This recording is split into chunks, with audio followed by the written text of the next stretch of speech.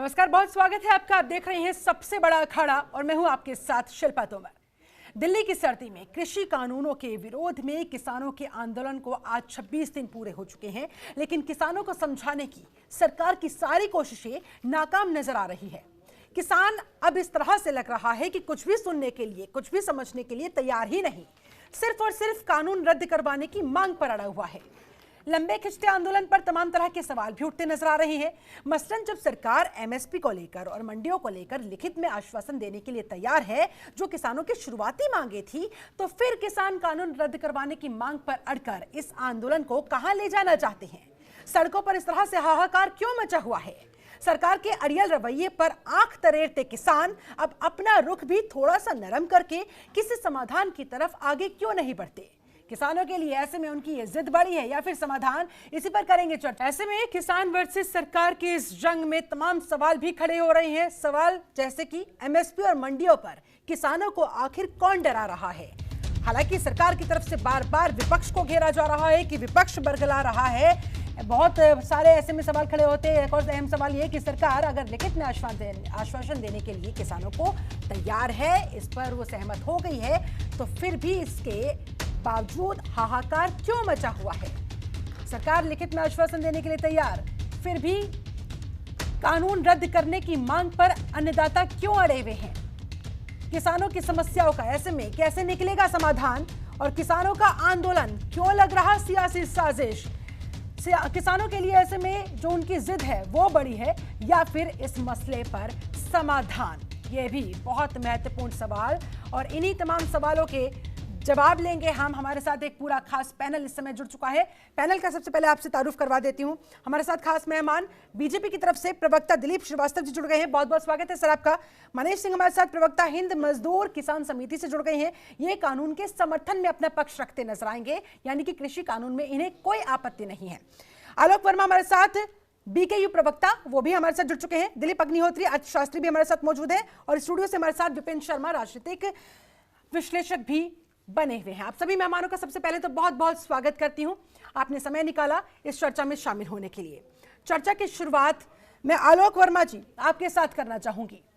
भूख हड़ताल यहां पर देखी जा रही है, खून से लिखे गए खत यहां पर लिखे जा रही हैं, मन की बात कार्यक्रम के बहिष्कार की बात सामने आ रही है। तमाम चीजें सामने है, सामने नहीं है तो वो है इस समस्या का समाधान। आखिरकार अब सवाल उठ रहे हैं कि जब सरकार इस हद तक झुकते हुए, लिखित में आश्वासन देने की बात करते हुए समाधान की तरफ आगे बढ़ती हुई दिख रही है, तो आप लोग जिद पर क्यों अड़े हुए हैं? आलोक जी। देखिए, हम लोग जिद पे कहां अड़े हुए हैं, आप ये तो बताओ। ये बात तो हमारे ऊपर से एकदम हटा लो कि जिद पे अड़े हुए हैं। जिद पर तो सरकार अड़ी हुई है। वो कानून पे भाई जितने पे बात हो गई, कानून उतने पे उन्होंने आश्वासन दे दिया। अभी आप ये बताओ, 8 तारीख को आखिरी बात हुई, उसके बाद सरकार ने इस पे क्या काम किया? वो पूरा एजेंडा लेके आए ना। क्या आपके साथ ये बात हुई थी एमएसपी? भाई सबसे पहला काम यही कर देते कि एमएसपी को गारंटीड कानून बना के सामने रख देते। इन्होंने किया तो कुछ है नहीं। अब तो किसान से किसान को लड़ाने का काम कर रहे हैं, किसान को जवान से लड़ाने का काम कर रहे हैं। अब उसमें ढूंढ रहे हैं, अपने लोग ढूंढ रहे हैं जो बीजेपी के समर्थित लोग हैं, उनको ला करके, और ये दिखाना चाहते हैं कि किसान के समर्थन में है। आप ये बताओ, 27 नवंबर से देश का किसान दिल्ली बॉर्डर पर बैठा हुआ है। 4 से 5 डिग्री का टेम्परेचर है, किसान वहां पर दिन रात डटा हुआ है। क्या सरकार को ये समझ में नहीं आता? और प्रधानमंत्री जी को देख लीजिए, वो कच्छ में बात करेंगे, मध्य प्रदेश में बात करेंगे।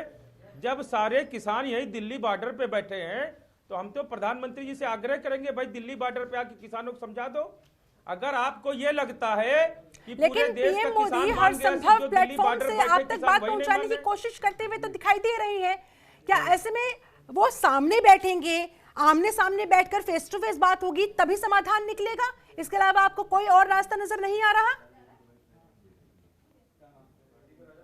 नहीं, सामने बैठने की आप ये बताओ भाई, प्रधानमंत्री जी जो है जिस तरह मध्य प्रदेश के किसानों को वीडियो कॉन्फ्रेंसिंग से बात कर रहे हैं, उस तरह क्या दिल्ली पे नहीं कर सकते? सिंधु बॉर्डर पे नहीं कर सकते? टिकरी में नहीं कर सकते? गाजीपुर बॉर्डर पे नहीं कर सकते? क्यों नहीं कर सकते भाई? उन किसानों को दरअसल इन राजनेताओं ने, अधिकारियों इसके ने लिए इतना उन्होंने घुमा पूरी दिया जिम्मेदारी केंद्रीय कि उनको किसान, खालिस्तानी ठीक है पाकिस्तानी केंद्रीय और कृषि क्रिकेट मंत्री क्रिकेट नरेंद्र सिंह तोमर को दी हुई है ना। वो अपने ओहदे पर रहते हुए हर संभव कोशिश कर रहे हैं, ऐसे में आपको उनकी बात पर विश्वास क्यों नहीं? फिर पीएम मोदी के सामने आ जाने के बाद क्या बदलाव आ जाएगा? अच्छा, आप एक चीज ये बताओ, नहीं नहीं, आप एक चीज ये बताओ कि कृषि मंत्री ने इसमें हस्तक्षेप किया, रेल मंत्री ने इसमें हस्तक्षेप किया, गृह मंत्री ने हस्तक्षेप किया, बिल्कुल कोई तो समस्या का समाधान नहीं निकाल पाया। हमने जो प्रधानमंत्री चुना था वो अपना प्रधानमंत्री चुना था, माननीय नरेंद्र मोदी जी को चुना था, और हमने भाजपा को वोट नहीं दिया था, हमने मोदी जी को वोट दिया था। और ये बात मोदी जी से ही होगी। आपके तमाम बड़े बड़े मंत्री गए, बैठे, बात की, हर संभव तरीके पर चर्चा की, लेकिन कोई निष्कर्ष नहीं निकल पाया। किसानों का अब साफ कहना है, हमने बीजेपी को वोट नहीं किया, हमने नरेंद्र मोदी को वोट दिया था, और अब नरेंद्र मोदी को सामने आना चाहिए, हम तब जाकर इस मसले पर आगे बढ़ने के लिए तैयार है, इससे कम हमें कुछ मंजूर नहीं है। दिलीप जी, जवाब दें। देखिए, अन्नदाताओं का सम्मान सराखों पर, और प्रधानमंत्री जी ने जब से सत्ता संभाली है, पिछला कालखंड हो, आप देखिए वो लगातार किसानों की आय दोगुनी करने की दिशा में, जो कृषि में जितना सुधार हो सकता है, ये सुधार की कवायद आज से नहीं, पहले से शुरू है 2000 से, जिन पे विराम लगा दिया गया था, उन्हीं सुधारों और उन्हीं रिपोर्टों के आधार पे ये इस कानून को लाया गया।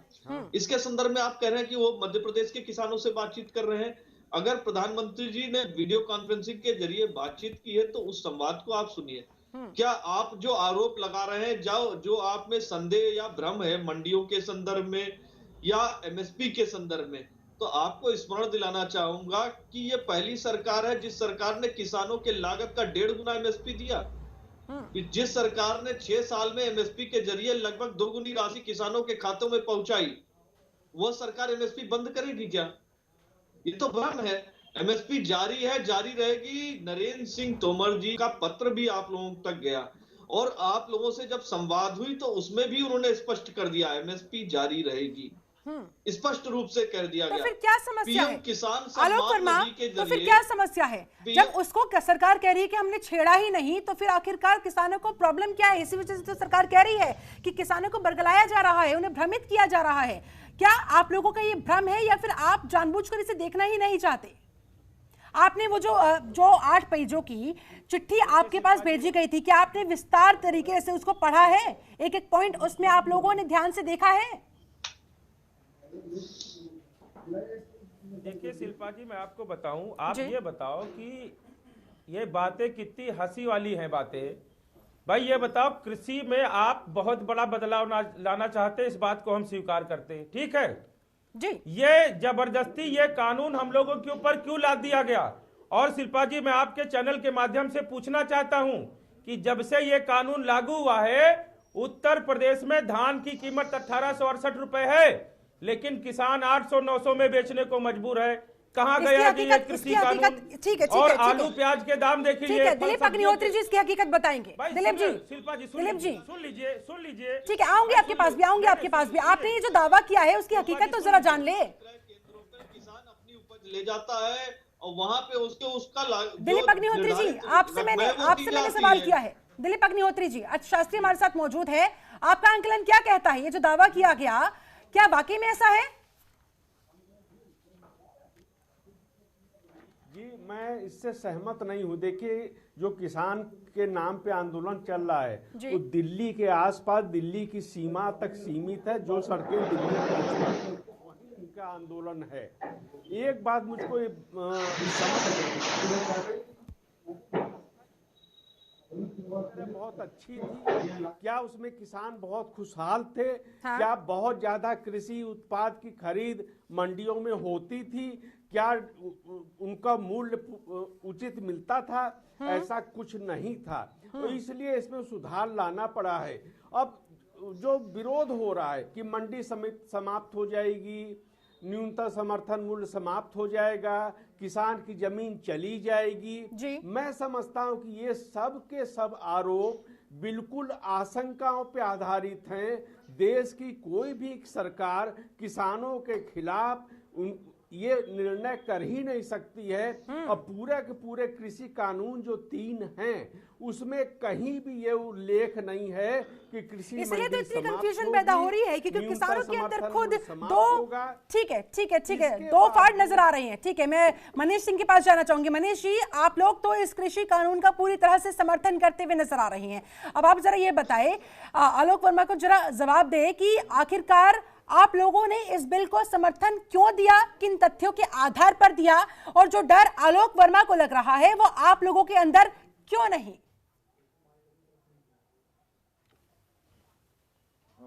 आलोक वर्मा जी से मैं एक बात पूछना चाहूंगा जी। मैं मुजफ्फरनगर से हूं और यहाँ पे ये कृषि लैंड के नाम से जानी जाती है। बिल्कुल। कृषि गन्ने का पहले से ही कॉन्ट्रैक्ट खेती होती है, ठीक है। यहाँ जितने शुगर मिल है सब लोग सारे शुगर मिलों से पहले से ही कॉन्ट्रैक्ट हो जाता है और हम लोग गन्ने की बुआई करते हैं। उसके बाद में एक एक गन्ना शुगर मिल खरीदता है। ये हमारी मर्जी है, हम शुगर मिल में गन्ना दें या फिर बाहर किसी कोल में दे दें जी। तो उसी तरह से जितनी अदर खेती है, जैसे इसमें धान हो गया, जो कोई भी खेती हो गई, सबका कॉन्ट्रैक्ट होगा और वो किसान की मर्जी होगी। हम उस खेत उस फसल को उस व्यापारी को बेचे या अपनी मर्जी से मंडी या कहीं भी बेचे, तो इसमें तो गारंटी मिल रही है फसल की। ठीक है जी, ठीक है। ऐसे में आपको क्या लगता है कि एमएसपी और मंडियों पर आखिरकार इन किसानों को डरा कौन रहा है फिर? मनीष जी, ये सीधी बात है। देखो, स्टार्ट में राकेश टिकैत जी जब स्टार्ट में राकेश टिकैत जी गए थे, उन्होंने बिल का स्वागत भी किया था। 3 जून के पेपर में आया था उनका एक इंटरव्यू, उसमें उन्होंने लिखा था कि हमारी 24 साल की लड़ाई आज सफल हुई है। ठीक है, उसके बाद में ये दिल्ली उन्होंने कूच की और सिर्फ इनकी एक लड़ाई थी एमएसपी की गारंटी के लिए और मंडियों के लिए, जिसको सरकार ने मान लिया है। एमएसपी पे कहीं कोई सरकार आस नहीं आ रही है, ठीक है, और मंडी भी कहीं कोई बंद नहीं हो रही है। उल्टा ये हो रहा है कि हम लोग हमारी फसल के लिए काफी एक तरह से हम कहीं भी बेच सकते हैं। तो मेरी तो समझ से परे है कि इनको डर किस चीज का सता रहा है। ठीक है। बाकी किसानों के अंदर तो हम लोग भी काफी घूमे हैं, सभी लोग खुश हैं इस बिल से। ठीक है, आलोक वर्मा, सुना आपने। अब आप जरा अपनी आपत्ति बताएं, अपना डर बताएं। देखो शिल्पा जी, मैं आपको नहीं, देखो ये ऐसा है ना, हम फिर बता रहे हैं, हम अपने आंदोलन को बहुत शांतिपूर्वक चला रहे थे। देखो, इस देश में जब गुलामी थी, अरे आप लोग तब भी आंदोलन अंग्रेजों कर का किस लिए समर्थन रहे करने हैं? वाले लोग समाधान इस के देश में लिए हुआ ना। करते थे। आलोक वर्मा जी, आप ये बात मानेंगे ना? शिल्पा जी, आप मानेंगे बात? शिल्पा जी, आप बात ठीक सुनो है। भाई। नहीं, एक पूरी सेकंड, बात, एक सेकंड, ठीक है। भाई, पूरी बात सुनोगे तभी तो हम बता आप पूरी बात पाएंगे। रखिएगा, लेकिन आप बस मुझे इतना बता दीजिए, आप ये जो आंदोलन चला रहे हैं वो किस लिए चला रहे हैं? समाधान के लिए या सिर्फ आंदोलन के नाम पर आंदोलन करने के लिए? हम आंदोलन चला रहे हैं कि एमएसपी को गारंटीड करो, 3 कृषि बिल को वापस करो, पराली समाधान निकालो और पूरे देश में बिजली की एक दरें होनी चाहिए। ये हमारा आंदोलन का मांग है और जब तक ये मांगे हमारी पूरी नहीं होंगी, हम लोग जाएंगे नहीं। ठीक है, चलिए, लगता है आपकी बात पूरी हो गई है। विपिन शर्मा जी कुछ कहना चाह रहे हैं। विपिन जी, आप देख रहे हैं किसानों के 2 फाड़ों को भी आप लोग देख रहे हैं। इसके अलावा सरकार का पक्ष भी आपने सुना। इसके अलावा अर्थशास्त्री हमारे साथ जुड़े हुए हैं, दिलीप अग्निहोत्री जी, उनका पक्ष भी आपने सुना। ये पूरी तस्वीर किस तरह की नजर आ रही है? क्या इसमें कंफ्यूजन नजर आ रहा है और आखिरकार ये किस तरफ आगे बढ़ती हुई? देखिए, सर्वप्रथम मैं ये बोलना चाहूंगा शिल्पा जी कि देश का अन्नदाता अगर आज अन्न त्यागने की बात कर रहा है और उसका अनशन चल रहा है, आंदोलन चल रहा है, तो वो बेवजह नहीं है। किसान जो है वो भोला भाला है और साथ में वो मूर्ख भी नहीं है कि कहीं ये जो बार बार बात चली है बरगलाने का काम, तो देखिए वो अलग बात है कि ये अंदेशा एक जताया जा रहा है कि कुछ असामाजिक तत्व बीच में आ जाएंगे, वो हाईजैक कर देंगे आंदोलन को और किसान के कंधे पे अपने नापाक मंसूबों का अंजाम देने की कोशिश करेंगे। लेकिन यहां पर यह समझना पड़ेगा कि यह मुद्दा बहुत ज्वलन मुद्दा है और यहां पर हम लोग चर्चा कर रहे हैं, 26वां दिन है, वहां पर से दूसरा जो एक खतरा मंडरा रहा है सर पर, वो 26 जनवरी का भी है, गणतंत्र दिवस। तो आप यह समझ सकते हैं कि यहां पर मामला बड़ा ज्वलन है और यहां पर समय रहते अब स्थिति को काबू में करना पड़ेगा, समाधान निकालना पड़ेगा। महज बोलने से काम नहीं चलने वाला। और यहां पर देखिए मुद्दा क्या है, ये एमएसपी को लेकर है और मंडियों को लेकर है, जो आशंका जताई जा रही है कि मंडियां चली जाएंगी, एमएसपी नहीं रहेगा और यहां पर कि किसान की जमीन चली जाएगी। तो ये देखिए, निश्चित बात है अर्थशास्त्री जो अभी जो बोल रहे थे मेरे से पहले अग्निहोत्री जी, बिल्कुल मैं उनकी बात के साथ इत्तेफाक रखूंगा। यहां पर ऐसी कोई बात नहीं है, लेकिन साथ साथ किसान भाइयों को आश्वस्त करना पड़ेगा। और अगर सरकार की तरफ से रिफॉर्म्स के नाम पर उनकी जो ये महत्वाकांक्षी योजना कही है, कुछ अच्छी एक नीति लेके आए हैं और सशक्त करना चाहते हैं, कहते हैं कि किसान की आय को दुगना करेंगे, तो यहां पर साथ में ये जो साफ उभर के आई है बात की एक कम्युनिकेशन गैप है। हाँ। और वो सरकार का ही दायित्व बनता है। और अब क्योंकि इससे पहले की स्थिति बद से बदतर हो जाए और हम 26 जनवरी की तरफ रुक कर जाएं, यहां पर समझना पड़ेगा कि अब समय रहते सिर्फ बोलने से काम नहीं चलने वाला। और यहां पर अभी कोई माननीय यहां पर बात कर रहे थे कि प्रधानमंत्री, बिल्कुल यहां पर अब प्रधानमंत्री को मैदान में आना पड़ेगा। और यहां पर क्योंकि देखिए प्रधानमंत्री पे लोगों ने भरोसा जताया है, 2014 से भी बड़ा प्रचंड बहुमत 2019 में उनको मिला है। यहां पर प्रधानमंत्री जब मैदान में उतरेंगे और बोलेंगे किसान भाइयों को, और सबसे बड़ी बात देखिए यहां पर यह समझनी पड़ेगी कि महज संबोधन से काम नहीं चलने वाला कि वो एक तरफा हो जाएगा, राष्ट्र के नाम संबोधन कर दें। यहां पर वार्ता, और वार्ता की बहुत अहमियत है, क्योंकि वार्ता का जो सिलसिला है, जो प्रक्रिया है, वो थमनी नहीं चाहिए, क्योंकि अगर समाधान निकलेगा वो वार्ता के माध्यम से ही निकलेगा। अगर आप चीनी सैनिकों की भी बात करें, चीन ने भी एक अतिक्रमण का खतरा वहां पर मंडरा रहा है, चुनौती है, क्योंकि वो अलग बात है 2020 की हिंदुस्तानी सेना मुंह तोड़ जवाब देना जानती है। और यहां पर लेकिन उनके साथ भी वार्ता चल रही है, वो अलग बात है कि चीन बाज नहीं आता। लेकिन यहां पर समझना पड़ेगा कि किसान भाइयों के साथ वार्ता का जो सिलसिला है उसको चलते रहना चाहिए, थमना नहीं चाहिए। और बस आखिरी में एक बात बोलना चाहूंगा, कोरोना की मार और उधर सर्दियों की मार, ये तुरंत इसका समाधान होना चाहिए। किसान भाइयों के साथ सिर्फ महज बोलने से काम नहीं चलने वाला। दिलीप श्रीवास्तव, समझ रहे हैं आप मामले की गंभीरता को, ये किस तरफ आगे बढ़ता हुआ। अभी तो 23 दिसंबर को किसान दिवस पर देशवासियों से दोपहर का खाना छोड़ने की अपील की गई है। उसके बाद अब जब जनवरी आएगा तो 26 जनवरी यानी कि गणतंत्र दिवस वाले दिन किस तरह की पूरी प्लानिंग है, आप लोग समझ रहे हैं? और अगर समझ रहे हैं तो फिर आप किस दिशा की तरफ आगे बढ़ रहे हैं? क्योंकि सरकार तो इस समय लग रहा है कि बस हाथ पर हाथ धरे मानो बैठ गई हो कि देखिए हमने तो प्रस्ताव भेज दिया है, अब तो हम इंतजार के मोड में हैं कि अब किसानों की तरफ से कोई पहल हो। इधर किसान बैठे हुए हैं कि अब हम अपने आंदोलन को आगे बढ़ाते हुए अब जो करना है सरकार को करना है। आखिरकार ऐसे कैसे काम चलेगा? 26 जनवरी सर पर है सर। दिलीप श्रीवास्तव जी जवाब दे। शिल्पा जी देखिए, जिस प्रकार से मैंने पहले बताया, ये पहली सरकार है जिसने एमएसपी किसानों के लागत का 1.5 गुना एमएसपी दिया। पीएम किसान सम्मान निधि के जरिए 6,000 रुपए सालाना कोरोना काल। आप मुझे मत समझाइए सर, ये आप बात किसानों को क्यों नहीं समझा पाए? ठीक है, आप हर चर्चा में बीजेपी की तरफ से हर चर्चा में यही तथ्य रखे जाते हैं। ठीक है, हम मान रहे हैं, हम पूरी तरह से एग्री है, हम सहमत है, हमें सहमत मत कीजिए। हमारी जो एग्रीमेंट है वो आप लोगों को नहीं चाहिए, आप लोगों को किसानों की चाहिए। आप जवाब दें। आप मुझे बोलने ठीक है, बोलिए तो उसका उत्तर तो आने दीजिए। बोलिए सर। मैंने आपको फिर कहा कि जो आदरणीय नरेंद्र सिंह तोमर जी ने जो 17 दिसंबर को जो पत्र भेजा है, खुला पत्र किसानों के संदर्भ में, हाँ। और उन सारे संगठनों से वे लगातार संवाद कर रहे हैं। जो भ्रम का माया जाल फैलाया जा रहा है उसमें पेज 2 पे जो झूठ और सच, जो उनकी आशंका है एमएसपी के संदर्भ में, किसानों की जमीन खतरे में, हाँ। किसानों पर किसी भी प्रकार के बकाये के बदले कॉन्ट्रैक्ट जमीन हथियार ला सकते हैं, कॉन्ट्रैक्ट फार्मिंग के जरिए किसानों के मूल्य की कोई गारंटी नहीं है, किसानों को भुगतान नहीं किया जाएगा, कॉन्ट्रैक्ट खत्म नहीं कर सकते। पहले कॉन्ट्रैक्ट फार्मिंग की कोशिशें नहीं की गई, इन कानूनों को लेकर कोई सलाह मशवरा या चर्चा नहीं हुई। मैं ये बातें इसलिए बता रहा हूँ, 8 बिंदु जो आलोक जी आपके साथ बैठे हैं वो शायद इस किसी के बिल के संदर्भ में कोई उनको भ्रम या कोई चीज आशंकाएं वो ना बता पा रहे हो, लेकिन वो चाह रहे हैं कि पूरा बिल वापस कर लिया जाए। अगर कोई बिल आया है उसमें कुछ आपको लगता है कि कोई आशंकाएं हैं, कठिनाई है, जैसे एमएसपी के संदर्भ में, स्पष्ट रूप से लिखित रूप में ये पत्र जारी है, पत्र हिंदुस्तान की जनता देख रही है, हिंदुस्तान के किसान देख रहे हैं, उसमें साफ साफ कह दिया गया है एमएसपी सिस्टम जारी रहेगी, एपीएमसी मंडियां कायम रहेंगी, एपीसी मंडियां इस कानून की परिधि से बाहर है, जो कॉन्ट्रैक्ट होता है वो फसलों पे होगा, जमीन से संदर्भित कुछ नहीं, किसान जब चाहे एग्रीमेंट समाप्त कर सकता है। सारी चीजें किसानों के संदर्भ में है, किसानों के आधार पर है, किसान जब चाहे इसे निरस्त कर सकता है। ये सारी चीजें एक आध बिंदुवार करके सारी चीजें 8 बिंदुओं का माया जाल फैलाया गया, जो मैंने आपको विस्तृत रूप से बताया गया। उसके बारे में स्पष्ट रूप से आदरणीय नरेंद्र सिंह तोमर जी द्वारा जो पत्र किसानों को दिया गया उसके बारे में बता दिया गया।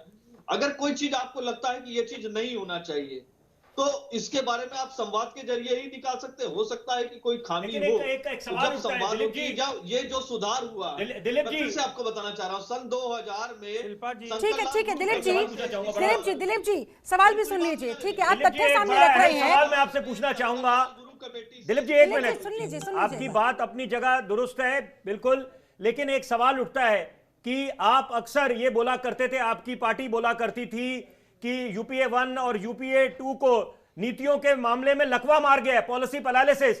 आप जो महत्वाकांक्षी योजनाएं लेके आए हैं, ऐसी क्या बात है, नागरिक संशोधन कानून की बात करें या 3 इन कृषि कानूनों की बात करें कि यहां पर लोगों को समझ नहीं आता और जिसके कारण लोग सड़कों पे आ जाते हैं, तो इसका क्या जवाब रहेगा कि क्या नौबत आती है, ऐसी नौबत क्यों आन पड़ी कि लोग सड़कों पे आ रहे हैं? कम्युनिकेशन गैप है या संवाद नहीं हो या आप अच्छे तरीके से समझा नहीं पाए? बैठे हैं, जनतंत्र के करोड़ों जनता देख रहे हैं, दर्शक देख रहे हैं, सीए में खामियां क्या थी, मैं पूछना चाहता हूं ना। सीए में जिस तरह से दिल्ली मैं अपनी बात नहीं कर रहा, आप तो उसी ट्रैक पर है, लोगों की बात जिस कर तरह रहे हैं, से एक आम लोगों को आदमी की। सीए में खामियां नजर आई, उसी तरह से अब किसानों को इस कृषि कानून में खामियां नजर आ रही है। लेकिन आप लोग उनकी संशय को क्या दूर नहीं कर पा रहे, तो फेलियर किसका माना जाएगा? सीए में क्या खामी थी बताइए, उसका कृषि सुधार के किस पॉइंट में आपको दिक्कत है वो बताइए, वो डिस्कशन करिए।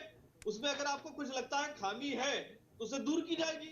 जब आदरणीय नरेंद्र सिंह तोमर जी बोल रहे हैं कि अगर आप चर्चा करेंगे, कोई आशंका या कोई चीज आती है संवाद के जरिए, तो उसे हम पूर्ण करेंगे, वो आश्वस्त कर रहे हैं, खुला पत्र दे रहे हैं, लिखित रूप में बातें कर रहे हैं। 2-2.5 महीने तक सीए आंदोलन भी होता रहा था सर, हमने देखा था, वहां भी सिर्फ इसी तरह से वार्ता के जरिए समाधान होगा, बातचीत होगी, बैठकें होंगी, सब कुछ हुआ, लेकिन अंततः हुआ क्या वो सबने देखा। हमारे माननीय सर्वोच्च न्यायालय ने भी जब मामले का संज्ञान लिया, 3 वार्ताकार नियुक्त करे गए थे, उसके बाद भी देखिए जाफराबाद जब मेट्रो स्टेशन बंद करना पड़ा, दिल्ली में हिंसा हुई, तो ऐसी नौबत दोबारा ना आए, जबकि दोनों मामले अलग हैं। नागरिक संशोधन कानून और कृषि कानून का आंदोलन का मुद्दा उठाने का मकसद सिर्फ यही कि क्या उसी ट्रैक पर ये किसानों का आंदोलन भी जाता हुआ नजर आ रहा है, ये चिंता यहाँ पर जाहिर हो रही है। जिस प्रस्ताव वार्ता का मैं जिक्र कर रही हूं वो आप लोगों के पास भेजा गया है और अब सरकार इंतजार में है कि तारीख क्या होगी, वो आप लोगों को फाइनल करनी है। कौन सी तारीख पर आप बैठने के लिए तैयार है, सरकार से बात करने के लिए, एक कदम आगे बढ़ाने के लिए? जवाब दे सर आलोक वर्मा। शिल्पा जी, मैं आपको बताऊं, जब से ये कानून आया है पूरे देश के किसानों ने चिट्ठी लिख करके अपने मुख्यमंत्री के माध्यम से प्रधानमंत्री जी को और कृषि मंत्री जी को सबको चिट्ठी दे रखी है। हो सकता है हमारे बीजेपी के भाई ना जानते हों, ठीक है। और जब से ये कानून आया है तब से इस देश में आंदोलन हो रहा है। अरे आप नहीं जानते, सुनिए, आप नहीं जानते हैं, आप जो है, अरे सुनिए, नए अरे सुनो भाई, नए प्रवक्ता बने हो, नए प्रवक्ता बन के टीवी पे बैठ रहे हो, आपको क्या पता है? हम आपको भाजपा पक्ष नहीं जानते, हम मोदी जी को जानते हैं। मोदी जी से बात करेंगे, मोदी जी से बात करेंगे, मोदी जी से। और सुन लीजिए, हमने अपना, बताइए ना आलोक जी, ठीक है, अरे आपको कुछ नहीं पता, वो सरकार का पक्ष रखेंगे, ये उनका दायित्व है, आप अपनी बात कीजिए, उनसे मत उलझिए। सुनिए आलोक वर्मा जी, आपसे जो सवाल पूछा गया उसका जवाब दीजिए, ठीक है? दिलीप जी आलोक जी को बोलने का मौका दे, आलोक जी को बोलने का मौका दे। सर किसान है वो, किसान नेता है वो, जाहिर तौर पर पहले उनकी सुनेंगे तभी तो आगे किसी बात। ठीक है आपके सम्मानित चैनल में पूछ रहा हूँ कि इस किसी सुधार बिल में जो आपको लगता हो, जिसमें वही तो वो बता रहे हैं। ठीक है दिलीप जी सुन लीजिए, वही वो बता रहे हैं। पानी पी लो। आलोक जी बताएं, आलोक जी बोलिए। शिल्पा जी, मैं आपको बताऊं कि जब से ये कानून आया इस देश में, जब से ये कानून आया है तब से इस देश में आंदोलन चल रहा है। और मैं आपको बताऊं कि आप ही पूछ लेना कि जब से ये कानून लागू हुआ है कि तब से ये प्रधानमंत्री जी कहते हैं कि किसी को अगर एमएसपी से ज्यादा भी कहीं मिल रहा हो तो वहां पे ले जाके बेच दे। बीजेपी, आप ये मेरा सवाल अपने माध्यम से आप ये पूछ लेना कि कहां एमएसपी से ज्यादा कौन से प्रदेश में कौन सी चीज बिक रही है वो बता दें। और ये कानून आने के बाद कितने किसानों को एमएसपी का लाभ मिला? भाई अभी तक तो 6 से 7% किसानों को एमएसपी का लाभ मिलता था। कानून आ जाने के बाद मैं मानूंगा कि भाई अगर बहुत बढ़िया कानून है तो 20-25% किसानों को एमएसपी का लाभ मिलेगा। देखो मैं ये बिल जो आया है आंकड़े आपके पास, फैक्ट्स हैं आपके पास। शिल्पा जी सुन लीजिए, आलोक जी आपने जो सवाल खड़ा किया उसका जवाब तो ले लीजिए। दिलीप श्रीवास्तव, जो प्रश्न किया है, आप बार बार कह रहे थे ना कि अगर कोई संशय है तो पूछिए, अगर कोई कंफ्यूजन है तो क्लियर कीजिए। अब आलोक वर्मा ने सवाल खड़ा किया है, उसका जवाब दें। नहीं, इन्होंने उस पर संशय नहीं व्यक्त किया। जो मैंने प्रश्न किया, आप बताओ ना, कृषि सुधार बिल में जो आपको जिस अनुच्छेद में दिक्कत हो रही है एमएसपी के संदर्भ में, उसमें बताइए। जब स्पष्ट रूप से कृषि मंत्री बता चुके हैं एमएसपी खत्म नहीं होगी, मंडियां खत्म नहीं होगी। हम आपके सवाल का जवाब दे रहे हैं। नहीं, आपको सवाल है नहीं, आप सवाल जिस तरह का कर रहे हैं मैं उस पर क्या जवाब दूं आपको? आप तो सवाल ही नहीं कर पा रहे हैं। अरे 15 में से 12 सुनो, 15 में से 12 पॉइंट पे संशोधन। कांग्रेस के हाथों की अरे कठपुतली बन रहे हो। नहीं, आप ठीक है आलोक जी, आप मान रहे हैं? आलोक जी 15 में से 12 पॉइंट्स पर अगर सरकार संशोधन के लिए तैयार है तो क्या आप भी अपना रुख थोड़ा सा नरम करने के लिए तैयार हैं? क्या बिल्कुल आप अड़े हुए हैं कि नहीं जी तीनों की तीनों रद्द कीजिए, इससे कम कुछ मंजूर नहीं? क्या संदेह है और हरियाणा में क्या स्थिति है? आलोक जी, पासिंग मार्क क्या होता है? आलोक जी देखिए बार बार हम जिस बीच के रास्ते की बात कर रहे हैं, थोड़ा सा वो झुके, थोड़ा सा आप लोग झुक जाइए। कम से कम इस कपकपाती ठंड से आप लोग अपने घरों को तो लौट जाएंगे। रास्ता बिल्कुल। शिल्पा जी, देखो पढ़ाई नहीं, इनको देखो, मैं आपके चैनल के माध्यम से भाई को अपने संदेश देना चाहता हूँ कि 15 में से 12 चीजों पे सरकार संशोधन करने को तैयार है। किसान इसके लिए कुछ जानकारी नहीं है भाई, पूरी बात मुझे विरोध करना है। कोई में बोलोगे तो आप ही बोलो। वहां पे खड़े हैं, सिर्फ एक सीमा क्षेत्र में, एक सीमित क्षेत्र में विरोध दिख रहा है। जैसे सीए का आंदोलन हुआ, उसी तरह से ये आंदोलन। ठीक है दिलीप जी, आपकी बात पूरी हुई, जरा अब आलोक जी को बोलने दें। आलोक जी बोलिए।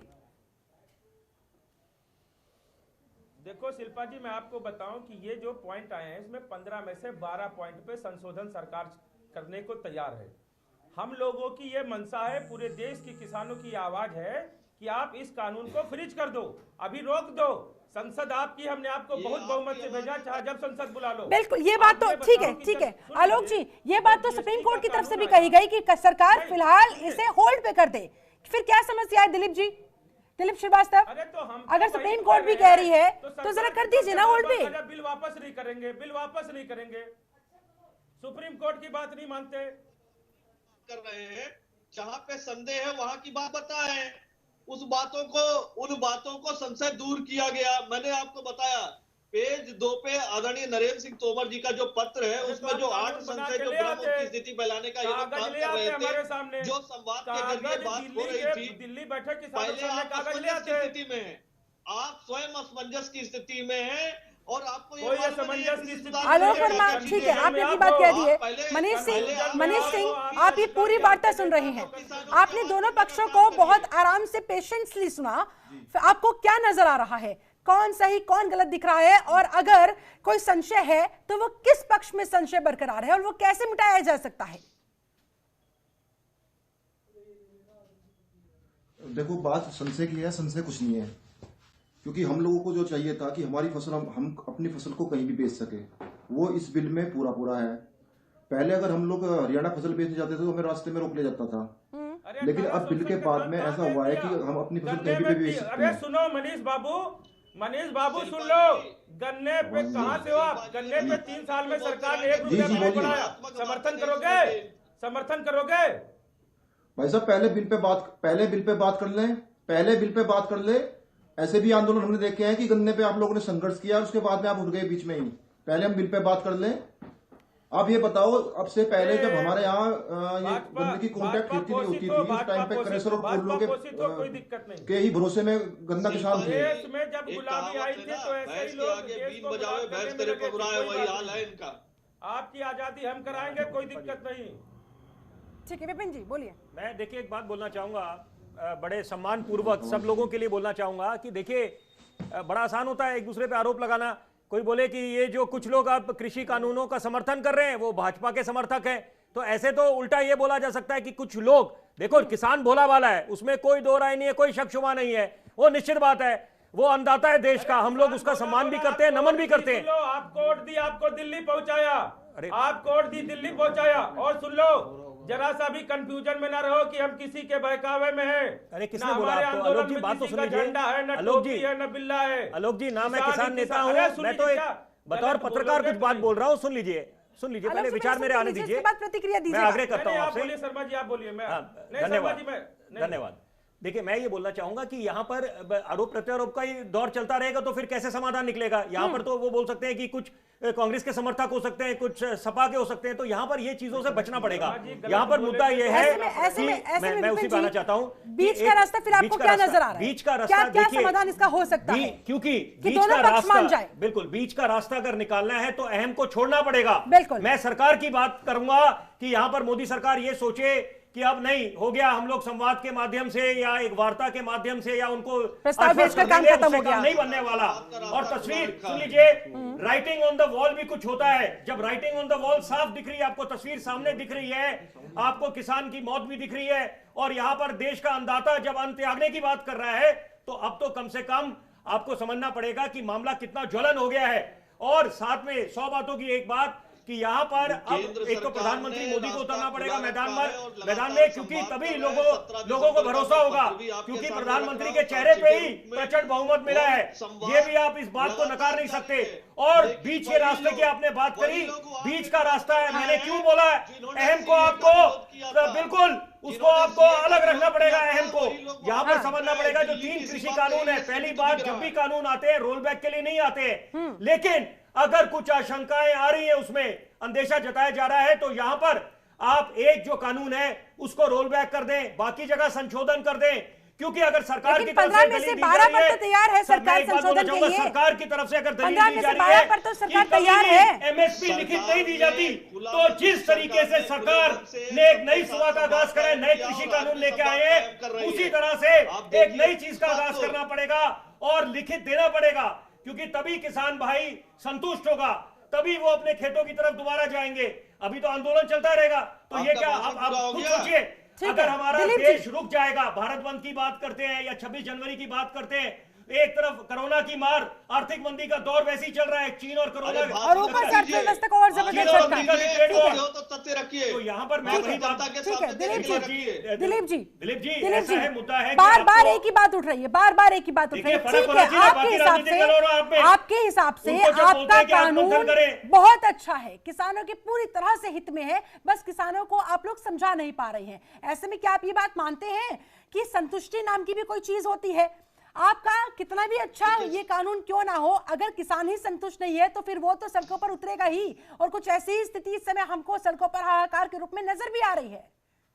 अल्टीमेटली घूम फिर कर सवाल तो सत्ता पर ही है, आप लोगों के ऊपर ही है। जब स्थिति बद से बदतर हो जाएगी, चुनिंदा लोगों का विचारधारा के आधार पे विरोध जारी है, वही लोग दिख रहे हैं इसके सामने जो सीए के विरोध में थे। मैं फिर ये कहना चाह रहा हूँ, अगर आपको इसमें लगता है कोई चीज आपको लगता है कि ये गलत है, सरकार ने संवाद का रास्ता खुला रखा है, सरकार लगातार आपसे बात कर रही है। कब तक रखेंगे सर, और कब तक किसान इस तरह से सड़कों पर बैठे रहेंगे? संगठनों के आप बस यही कहेंगे कि चलिए हमने अपनी तरफ से वार्ता प्रस्ताव भेज दिया, अब हम इंतजार के मोड में हैं, हम इंतजार कर रहे हैं, किसानों की तरफ से देर हो रही है।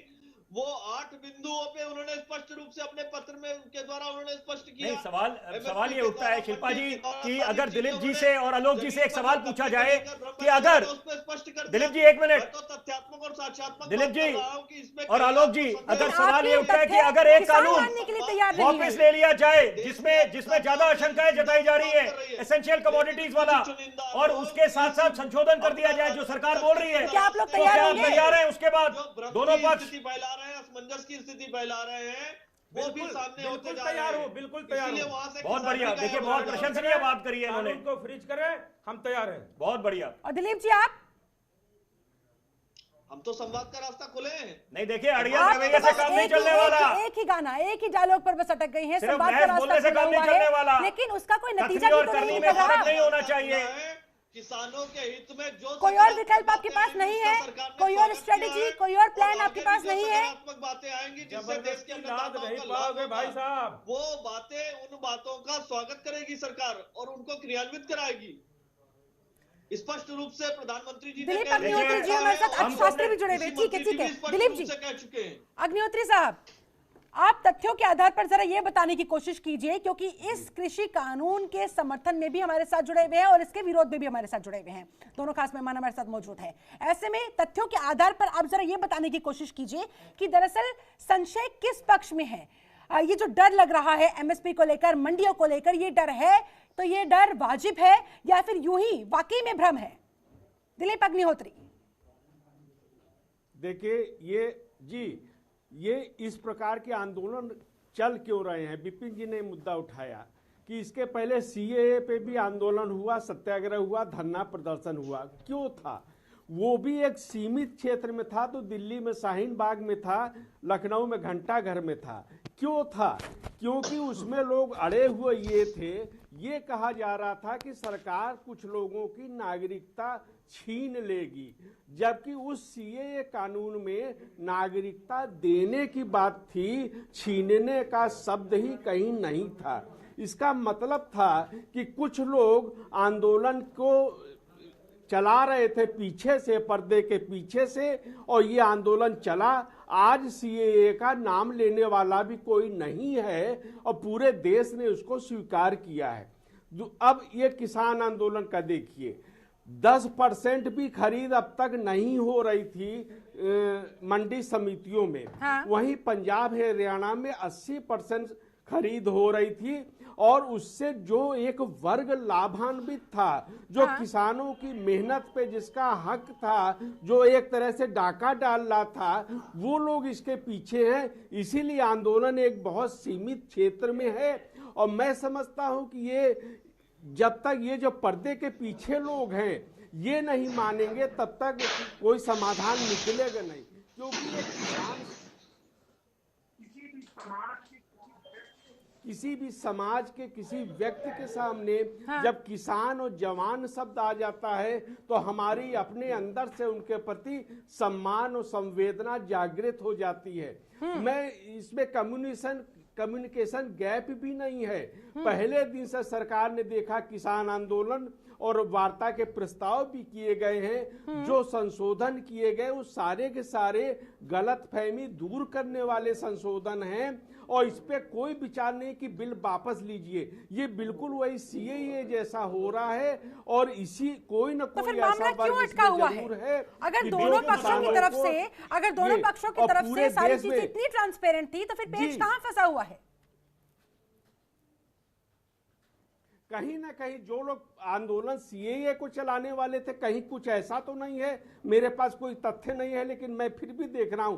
अब उसको न्यूनतम समर्थन मूल्य की गारंटी की बात अगर करें तो 15 लाख करोड़ खर्च आएगा, और किसी सरकार साजिश की का बात कुल करें। रेवेन्यू एक बात बोलना चाहूंगा, सीए के आंदोलन को आगे चलाया गया था, वही ताकत कहीं ना कहीं इस आंदोलन को भी आगे बढ़ाती हुई, क्योंकि ये कह रहे हैं कि दोनों पक्ष तो अपने अपने स्तर पर अपने अपने तरीके से हर संभव कोशिश करते हुए दिखाई दे रहे हैं, लेकिन फिर भी मामला अटका हुआ है। अग्निहोत्री जी, आपकी दो बातें थी, तो एक बात से मैं इत्तेफाक रखूंगा कि आपने नागरिक संशोधन कानून को लेकर बोला कि भ्रम फैलाने वाली बात, क्योंकि वो असलियत है, वो तो एक हकीकत है कि वो तो नागरिकता देने का कानून था, नागरिकता छीनने का कानून था नहीं। तो बेकार का जो करा गया। और दूसरे कुछ राजनीतिक दलों की बात कर रहा हूं जो आग में घी डालने का काम कर रहे थे, कुर्बानी देने की बातें कर रहे थे। कुर्बानी देने की आप बात करें जवानों के लिए तो समझ आता है, सीना फख्र से फूलेगा, लेकिन यहां पर समझना पड़ेगा कि यहां पर यह कहना महज कि यहां पर जो है सारे के सारे लोग, देखिए लोकतंत्र की खूबसूरती है, विपक्ष मजबूत होना चाहिए, सवाल जवाब पूछने चाहिए, तभी देश को आप महान बना पाएंगे। और यहां मैं एक बात बोलना चाहूंगा शिल्पा जी की, जो हमारा महान देश भारत है, यहां ये रुकना नहीं चाहिए, थमना नहीं चाहिए और जलना नहीं चाहिए। ये सुनिश्चित करना पड़ेगा हम लोगों को यहां पर कि ऐसे कोई दंगे फसाद, ये भी अंदेशा जताया जा रहा है कि कुछ असामाजिक तत्व और जो ये हमारे दुश्मन मुल्क है, पड़ोसी मुल्क है, चीन और पाकिस्तान, ठीक है, जिस तरह से दिलीप श्रीवास्तव, आपकी पार्टी के तमाम बड़े बड़े नेता भी कह रहे हैं, विपक्ष को एक तरीके से उन पर बरस रहे हैं, कह रहे हैं भ्रमित करने का काम उन लोगों की तरफ से किया गया है, बरगलाने का काम उन लोगों की तरफ से किया गया है, तो ये जिम्मेदारी बनती किसकी है? क्योंकि अगर किसानों को या फिर जिस तरह से इस आंदोलन की वजह से देश की आम जनता को परेशानियों का सामना करना पड़ रहा है, तो उसकी जवाबदेही भी तो किसकी बनती है? फिर सर, आप लोग ये देश चला रहे हैं, आप लोग सत्ता में हैं, पीएम नरेंद्र मोदी के नाम पर तमाम लोगों ने वोट किया, जो कि आज किसान नेता कहते हुए भी नजर आए हैं। ऐसे में फिर बताइए ये लोग किसके पास जाएं? देखिए शिल्पा जी, जो आपने देश चलाने की बात कही, तो मैं बता दूं, प्रधानमंत्री जी हिंदुस्तान के प्रधान जनसेवक के रूप में काम कर रहे हैं, और उन्होंने हर चीजों को दर्शाने का भी काम किया है, हर चीज वो उन्होंने स्पष्ट रूप से बताने का संवाद भी कर रहे हैं।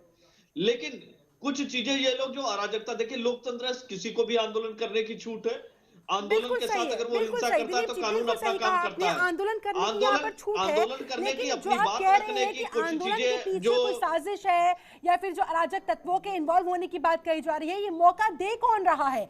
आज ही अगर समाधान निकल जाएगा, किसान अपने घरों को लौट जाएंगे, उन तत्वों को मौका ही नहीं मिलेगा। स्वाभाविक है, सदन के अंदर चर्चा होती है, विपक्ष क्यों नहीं घेरेगा आपको? अगर आप मुद्दा आप समाधान नहीं निकाल पा रहे, विफल रहे हैं, असमर्थ रहे हैं, तो देखिए विपक्ष तो फायदा उठाएगा, वो तो आपको घेरेगा। भ्रम की स्थिति थी, सरकार ने लगातार उनके सामने संवाद का रास्ता फिक्की और एसोचैम अपना बता रहे हैं कई हजार करोड़ का जो नुकसान हो रहा है। किया जाता है कि कांग्रेस से प्रश्न किया जाता है, स्वामीनाथन कमेटी की रिपोर्ट 8 साल तक दबाकर बैठी रही, किसानों की किस प्रकार से वो हित है, ये बताना चाहिए स्वामीनाथन रिपोर्ट के बारे में।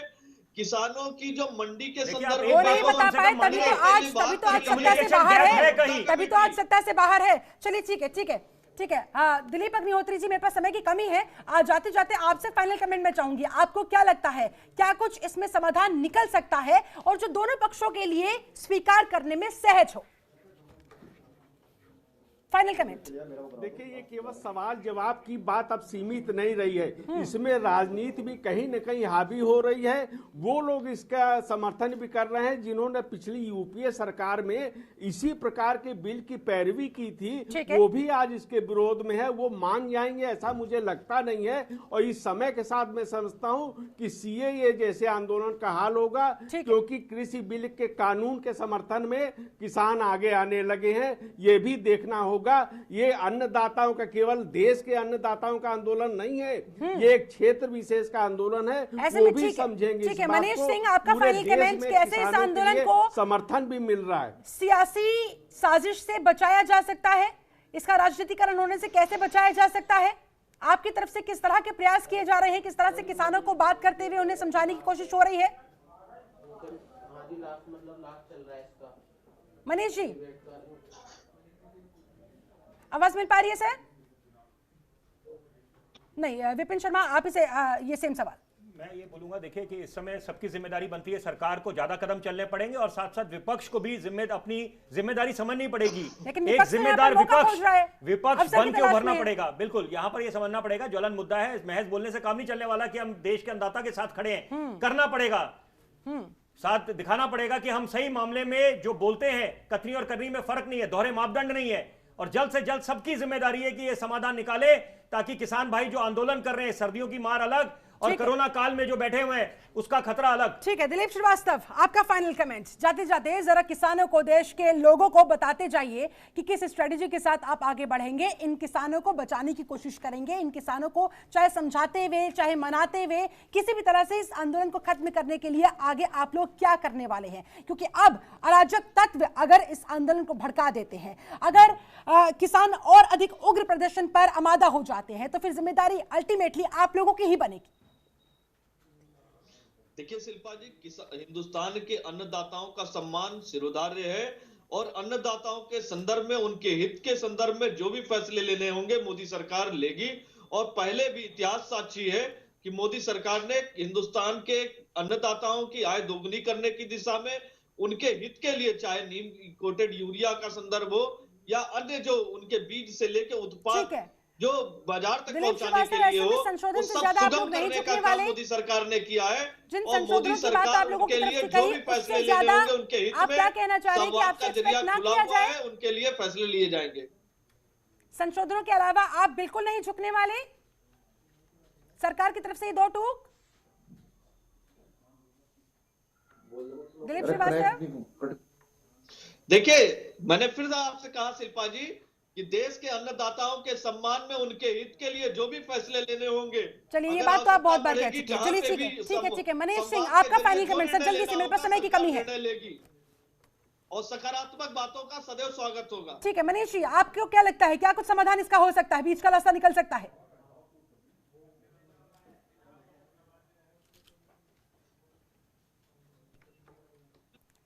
लगता है संपर्क हमारा हो नहीं पाया है। चलिए ठीक बात है कि आशावादी होके ही हम लोग कोई समाधान निकाल पाएंगे, आगे बढ़ा जा सकता है। चलिए ठीक है, बहुत बहुत शुक्रिया आप सभी मेहमानों का मेरे साथ जुड़ने के लिए, इस चर्चा में शामिल होने के लिए। तो वाकई में बीच के रास्ते की बात तो कही जा रही है, लेकिन दोनों पक्षों को ज्यादा ना सही, थोड़ा ही सही झुकना होगा, झुककर कोई बीच का रास्ता निकालते हुए इन किसानों को इस कपकपाती ठंड से निजात दिलाते हुए इन्हें इनके घरों को खुशी खुशी लौटाना होगा। और जिस तरह से पीएम नरेंद्र मोदी के अब बीच में आने की डिमांड किसानों की तरफ से की जा रही है, देखने वाली बात होगी कि पीएम मोदी अलग अलग प्लेटफॉर्म से तो किसानों को संबोधित कर रहे हैं, अपनी बात उन तक पहुंचाने की कोशिश कर रहे हैं, मन की बात करने की कोशिश कर रहे हैं, लेकिन उनके मन की बात किसानों के मन तक पहुंच पाती है या फिर नहीं, ये देखने वाली बात है। इसी के साथ इस खास चर्चा में मेरे साथ बस फिलहाल इतना ही। आप बने रहे जनतंत्र टीवी के साथ। नमस्कार। खबरों के निष्पक्ष विश्लेषण के लिए सब्सक्राइब करें Jantantra TV and press the bell icon. Never miss any update.